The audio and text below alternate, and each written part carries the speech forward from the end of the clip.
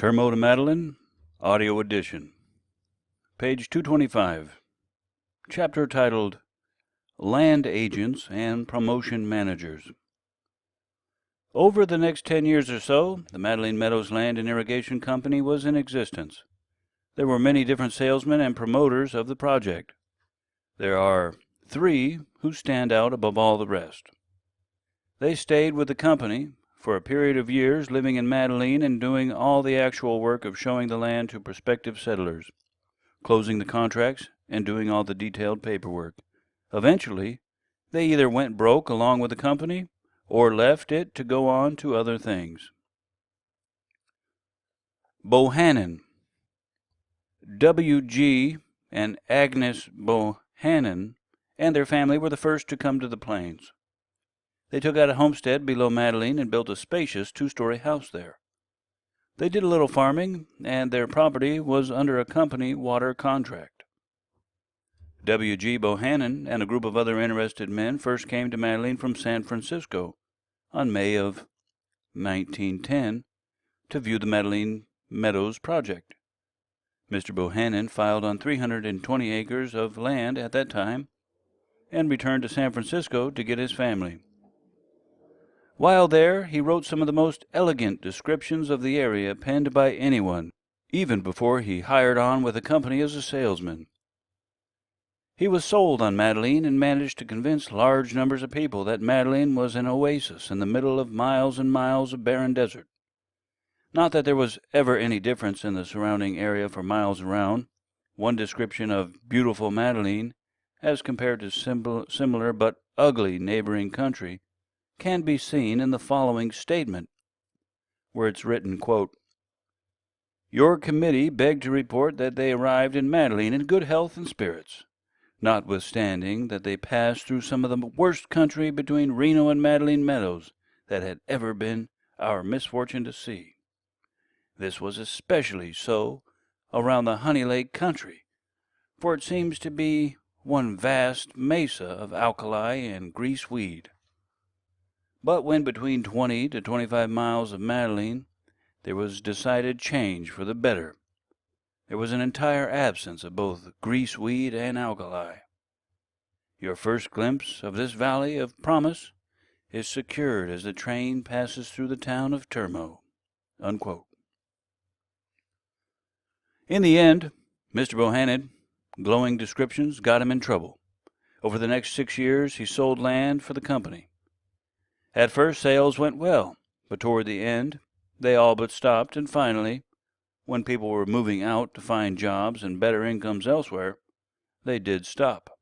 Now many of the homesteaders who had not been able to make a go of it on the Madeline Plains blamed it on Willis G. Bohannon. After all, he was the one who had persuaded them to take out land on the plains in the first place. In the fall of 1916, a small group of 4 or 5 homesteaders was traveling to Madeline to catch the train. They had spent several years trying to farm land just north of Termo. Their efforts had failed miserably.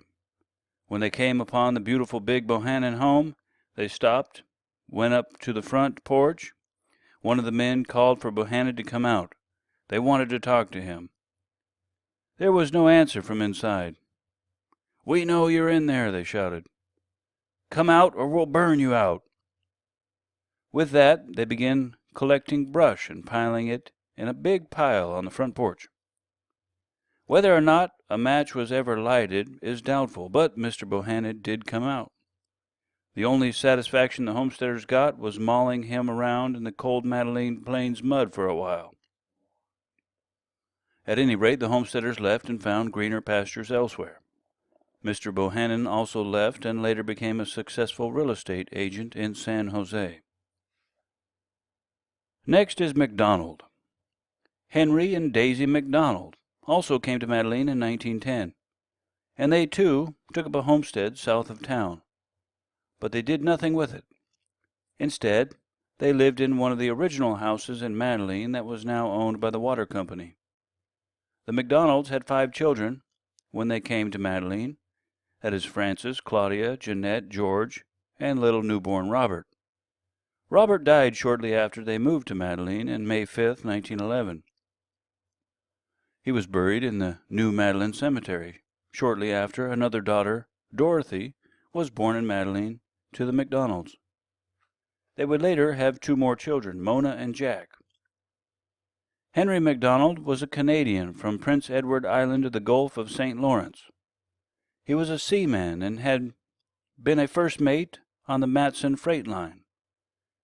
How he got interested in farming and real estate is an unanswered question. But the family moved first to San Francisco, stopping over for a time in Iowa on the way. Later they moved to Madeline. When the Madeline Meadows dream began to collapse, Henry moved back to San Francisco and went back to the life on the sea. While at Madeline, he was Jones's head salesman. He installed a telegraph receiver in their home and could receive messages from Jones or prospective homesteaders who were coming to look at property. Henry kept two teams of horses at the livery stables and would take the prospective buyers out to see the various options offered by the irrigation company. Then, if they decided to take up land, Mr. McDonald would take them all the way into Susanville in his surrey to close the deal. Of the major salesmen and real estate agents of the Madeline Meadows Company, Henry McDonald probably lost less than the average, the reason being that he only worked for wages and did not invest in the company. So wages was all that he lost. Fritz. Harvey J. Fritz, that is. Now, he first came to Madeline Plains in the latter part of 1910 to see what Madeline Meadows was all about. He was originally from Iowa, but had wanted to come west. He went first to Idaho. It was there that he first heard of Madeline Meadows. He moved his family down to Berkeley, California, and went up to Madeline to inspect the project. While there, he filed on 640 acres of desert land, 320 acres under his name and 320 acres under his wife's name. Mr. Fritz went back to Berkeley, but in September of 1911, J. Noble Jones hired him as an office manager of the Madeline Meadows office in Madeline. At that time, there were two other offices, one in the Gazette building of Reno, Nevada, and the other in the Manadunuk building of San Francisco. H. J. Fritz brought real expertise to the Madeline office. He had worked in various occupations in Iowa, banking being one of them. So he was familiar with drawing up contracts, financing, and the like. The company was quick to capitalize on his expertise and ran an article in the San Francisco about him under the following headline on September 1st, 1911. Quote, Iowa capitalist will start Madeline Bank. H. J. Fritz, capitalist of Fort Dodge, Iowa, will start bank in Madeline. Unquote. Now, whether the thought ever crossed Mr. Fritz's mind is doubtful.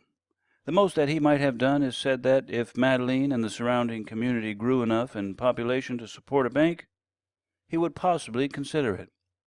Eventually, when Mr. Fritz left Madeline, he did go in partners with B.F. Lineup, and they bought and operated 5 banks in Northern California. Now, at any rate, in early 1912, Mr. Fritz moved his wife Laura and their 2 children, Lanice and Elbert, to Madeline. They lived at the land office for the first couple of years, while Mr. Fritz was working as office manager for $125 a month. It did not take Mr. Fritz long, however, to see that the project would never float. He got out in 1914 and went to work for the NCO as railroad agent. He and Laura both were telegraphers. He had learned telegraphy in Iowa, and she learned it as an agent on the Rock Island line. So although H. J. Fritz did not always collect his $125 a month as office manager for the irrigation company, that was all he lost. He got out before the whole thing collapsed, and when it did, he was in a position to lease the Madeline Meadows lands cheaply to run sheep. Next chapter, titled The Homestead Boom. Homesteaders came to Madeline Plains in a variety of ways and from a variety of places, and they had a variety of ideas about how they were going to get rich quickly on their own piece of land. Over a period of years from 1909 to the entry of the United States into World War I, there were several hundred homesteaders who took up land on the west side of the Madeline Plains. Some, like William and Jenny Hertzberger and their two small children, Emery and Esther, who came from Reno, where they had been raising onions, stayed only long enough to build a cabin or clear a little land before they gave it up as a lost cause and moved on. Others, like the Olson family, came early and never left. Some of the names of those who stayed only a short time appear on records of various types. Others came and left without leaving a record of any kind behind, and so it is impossible to even find traces of all of them, let alone track them down. So following will be given a brief history of those who stayed long enough to at least leave an impression on the Madeline Plains. The Madeline settlers. Brock Aker definitely came to the plains in a different fashion than the average homesteader or settler. He started in St. Paul, Minnesota, and walked all the way to Burns, Oregon, around the turn of the century. Now, after spending some time there, he walked all the way back to Minnesota. But he still was having trouble making up his mind between east and west. So he turned around and walked all the way out west again, finally landing in Madeline in 1908. Now, he worked in Madeline as a bartender at the hotel for several years and did various jobs around the community for various ranchers. Then he got a job as hostler at the NCO, firing the engines at the engine house a couple of hours before they were to leave and make up trains and so on. He married the second Whittinger daughter, Bertha, in 1912, and they lived in a house next to the Bailey place. They had one son, Donald, while living at Madeline, and while Brock Aker called Brock instead of Rowland, his given name, well, that's all he got started back in Chicago when he was a child, but the reason for it is unknown. The Boersma family, well, they came to the plains in 1909 from the Sacramento Valley, but they were originally from Holland. Now, Grace Boersma was a widow when they came to the Madeline Plains, bringing along her 6 children, Ben, Otto, Stella, Sophie, Henry, and Jimmy. The family took up a homestead a few miles south of Madeline toward Van Loans. One of the outstanding features of their farm was a huge Dutch-style red barn. And so their place became known throughout the area as the Red Barn. Stella Boersma worked on the Williams Ranch for Mona Williams, cooking and doing housework. Sophie worked for Brockmans and on the Van Loan place for Ross and Nora Maurer. All the boys worked on the canals that were being put in by the irrigation company. Mrs. Boersma, of course, kept the entire system in order. In their spare time, the entire family farmed their land as best they could. They were good farmers. They were close to the main irrigation canal, and even though the climate and conditions were against them, they had better success at farming than almost anyone. Down next to Boersma's lived a family by the name of Brunsma. Ben and his wife and small child lived in a house out on the flat for a while. One winter, along in March, Ben was up at the Bailey place helping bale some hay out of a stack there. There had been a thaw and some warm rains, and the water was high. Ben went home that night to find his wife, child, and house missing. The house had floated on the high water to a sizable distance away, taking the family with it. It had only come to stop when it got hung up on somebody's fence line. Now, Ed and Jane Crocker and daughter, Thelma, came to the plains in 1912. They took up a homestead below the Williams Ranch, about 3 miles against the hills on the west side. Bill Cochran was a confined bachelor who originally homesteaded on the west side of the same vicinity as Crocker's in 1905. He eventually sold that place and bought the Lundgren place a mile due south of Madeline. The hill in the back of the place at the Madeline is still known as Cochran Hill. Lige Cadell, like Harvey Williams and others of the native sons, took up a homestead on the west side, but continued to buckaroo for the various ranchers, skin jerkers, and do whatever work he could get to bring in a few dollars. In fact, the homesteads of Lige Cadell and Harvey Williams joined each other. Harvey by then was married to the former Madeline Bauman of Likely. So it was that Lige Cadell and Harvey Williams, two of the best buckaroos in the country, were located practically together about 5 miles below the Williams Ranch. George Dent, Jesse and Lewis Dunn, and the Jesse's brothers, Charles Dunn, all had homesteads southwest of Madeline. Fred and Matilda Engel and William and Sevilla Engel had adjoining homesteads on the irrigation canal that ran from Madeline down to Brockman's. There is an Engel child buried at the Madeline Cemetery. Daniel and Ora Edwards homesteaded just north of Harvey Williams in 1910. He died a few years later, and she married Earl Smith, the youngest son of pioneers John and Pamela Smith. Adjoining Crocker's on the north was the Johnson family. Emmett and Harriet Johnson had 2 daughters, Lottie and Mabel, and 1 son. Calvin Mitchell homesteaded 3 miles due east of Madeline at a little valley that is today known as Mitchell Field. He sold J. Noble Jones the rights to build a reservoir on the place. That was where Mr. Jones and the irrigation company intended to build their Sagebrush Canyon Reservoir. That never materialized, so Mitchell tried to farm some, but eventually sold out to Glenn Talbot. Clifford and Myrtle McCorder came to Madeline about 1912 from Turlock, California, just after they were married. They took up a homestead against the hill southeast of Madeline. Mr. McCarter farmed and raised horses. He also had a trade no one else in Madeline had. He was a barber and cut hair for everyone else in Madeline and in the vicinity. Like all other homesteaders, he also had to work out part-time. He found work in the sawmills in Likely and Susanville. Cliff and Myrtle raised 4 native Madeliners, Lavina, Evelyn, Horace, and Frank. And Jack Meek, well, he was an old bachelor that lived out on the flat below the Van Loan place for a few years. Charlie and Little Rice was another homestead family that lived out southwest of Madeline. They had 2 girls, Dora and Thelma.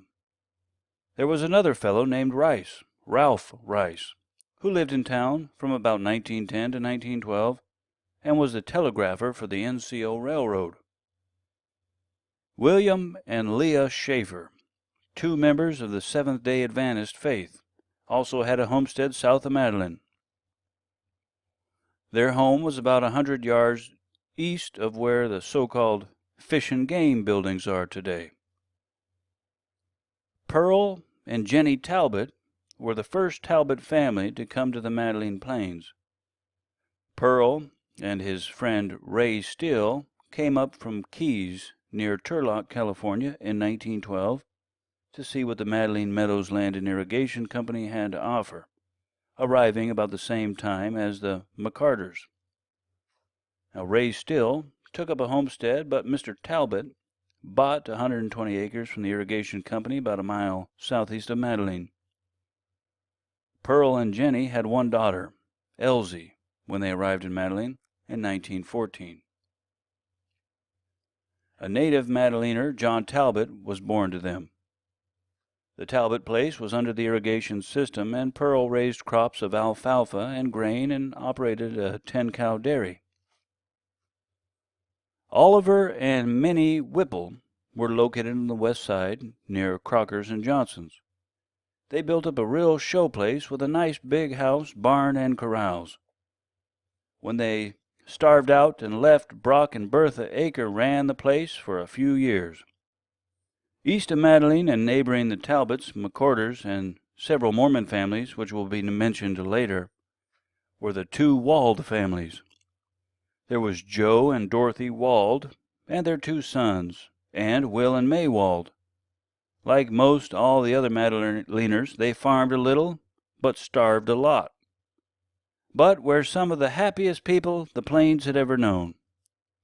Next chapter titled Homesteads on Sage Hen Flat. Page 245.